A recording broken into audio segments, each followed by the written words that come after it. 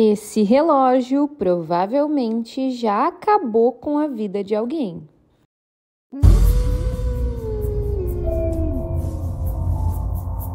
Curiosidades mórbidas.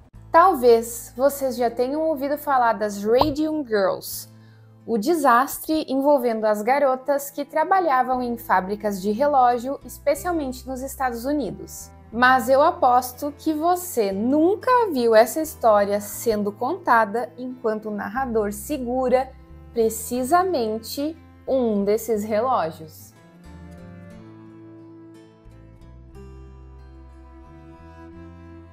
No início do século XX, ter um relógio com os ponteiros e os números que brilhavam no escuro era o item do momento. Quem tinha um desses em casa era o cara, só que o brilho do relógio vem de um elemento bem perigoso, o rádio. Pensa na origem da palavra radioatividade. Rádio, exatamente. O rádio 226 foi descoberto por Marie Curie e seu esposo em 1898. Eu não sou da área da química e nem da física, mas, basicamente, a radiação é a desintegração dos átomos em 3 formas diferentes, alfa, beta e gama. Logo que o rádio foi descoberto, ele começou a ser usado no tratamento do câncer. Mas como vocês acham que o rádio age no câncer? É porque ele mata as células, e as células cancerosas morrem bem mais rápido do que as células saudáveis. Bom, a gente sabe todos os perigos da radiação hoje em dia, mas no início do século XX, pessoas comuns, como nós, provavelmente não sabiam. Voltando para os relógios, como eu disse, esses relógios que brilhavam no escuro eram um item de desejo, só que essas pinturas dos números e dos ponteiros eram feitas à mão. Então, nas fábricas, especialmente nos Estados Unidos, eram contratadas moças jovens para fazer essa pintura dos mostradores. Quem já pintou alguma coisa na vida provavelmente já tenha se pegado lambendo a ponta do pincel para deixar os pelinhos mais juntinhos e ter mais precisão no traço.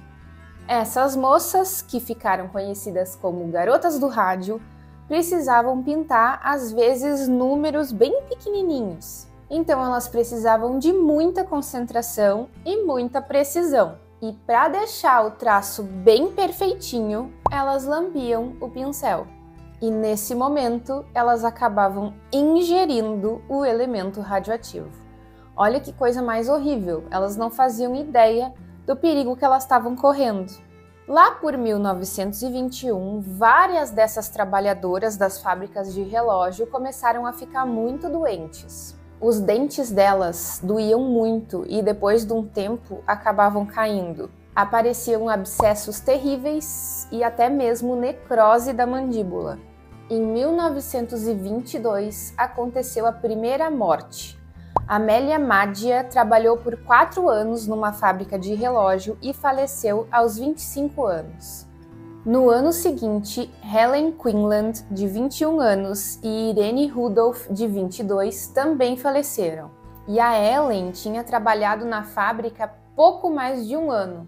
Só em 1924 que os médicos começaram a perceber que todas essas garotas com diagnóstico estranho e mortes misteriosas tinham trabalhado nas fábricas de relógio.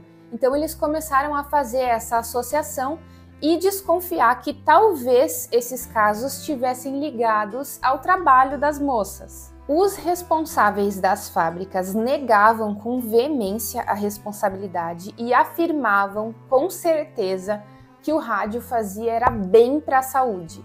Eles diziam que as meninas estavam infectadas com sífilis, uma IST bastante estigmatizada na época.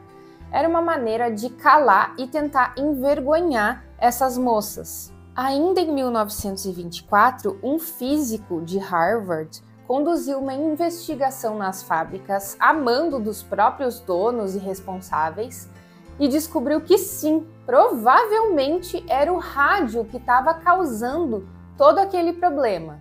mas os responsáveis esconderam os relatórios verdadeiros e falsificaram atestados, exonerando eles da culpa.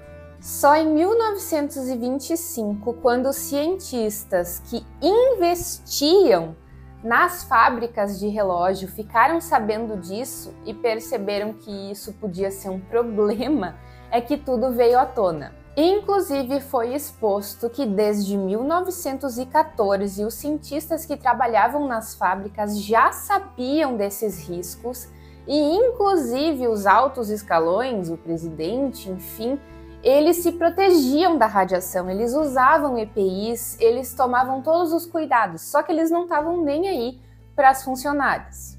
Então dizer que eles não sabiam o que estava acontecendo era uma baita mentira. Ainda em 1925, houveram estudos que relacionavam o rádio com a necrose das mandíbulas.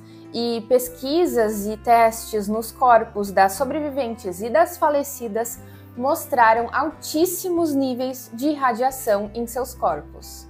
Em 1927, 5 Radium Girls sobreviventes, a Catherine Schwab, a Grace Fryer, a Quinta Media MacDonald, a Albina Media Larice e a Edna Hussman entraram com uma ação na justiça contra seus antigos patrões.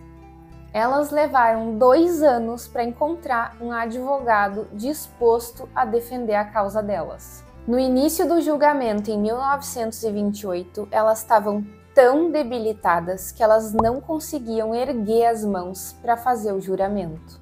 No final, cada uma recebeu $10.000 de indenização e mais $600 mensais até o fim das vidas. O caso das Radium Girls foi um dos primeiros nos Estados Unidos em que a empresa foi responsabilizada pela saúde dos funcionários. O caso das garotas do rádio levou as fábricas de relógios a providenciarem ambientes mais seguros. O ato de lamber os pincéis, que antes era encorajado, foi proibido. Apesar disso, o rádio foi utilizado para pintar mostradores de relógios até os anos 60, mas não se tem registros de mais contaminação.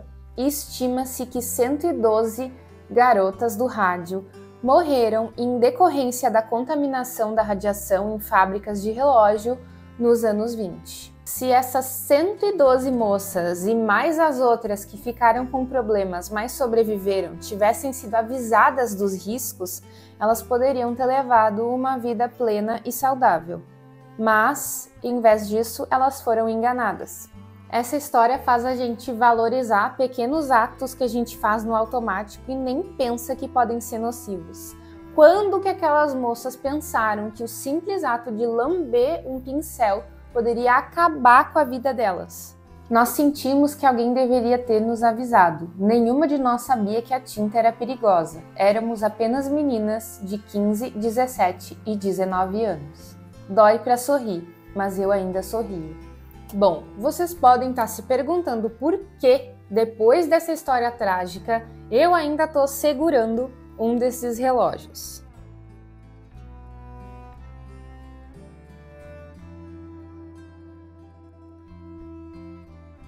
Esse relógio aqui é da marca Westclox e é da década de 20. A Westclox era o maior cliente da Radium Dial Company, onde as garotas do rádio trabalhavam. Esse mostrador aqui é pintado à mão e ele certamente foi pintado por uma das garotas naquela fábrica.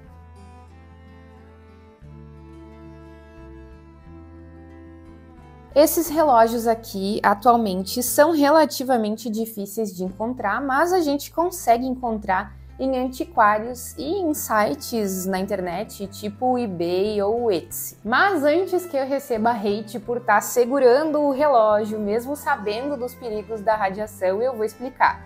Apesar do rádio 226 ter uma meia-vida de mais ou menos 1.600 anos, significando que se esse relógio foi produzido em 1920, ele vai emitir radiação até os anos 3000, um relógio radioativo é diferente de milhares de relógios radioativos. Eu só tenho esse relógio aqui e eu pretendo continuar só com um deles. Eu também guardo ele bem longe do alcance e eu não fico mexendo nele. Eu acho que antes de gravar esse vídeo aqui, fazia uns 2 meses que eu não ia lá olhar para ele. Então eu me exponho a esse relógio pouquíssimas vezes. E, enfim, quem me segue aqui já sabe que eu gosto de coisas bizarras e interessantes, então eu não ia conseguir resistir em ter um relógio desses. Mas eu prometo que eu tomo todos os cuidados necessários. Bom, para quem se interessou pelo assunto, tem um filme sobre a história das Radium Girls que é estrelado pela Joey King. O filme se chama Radium Girls e está disponível no Amazon Prime, mas eu não sei se está disponível aqui no Brasil. Também tem vários livros discorrendo sobre esse assunto. Eu confesso que eu também não li nenhum ainda, mas eu quero muito. Bom, me contem aqui nos comentários o que vocês acharam de tudo isso. Tanto da história das Radium Girls, quanto do meu relógio radioativo.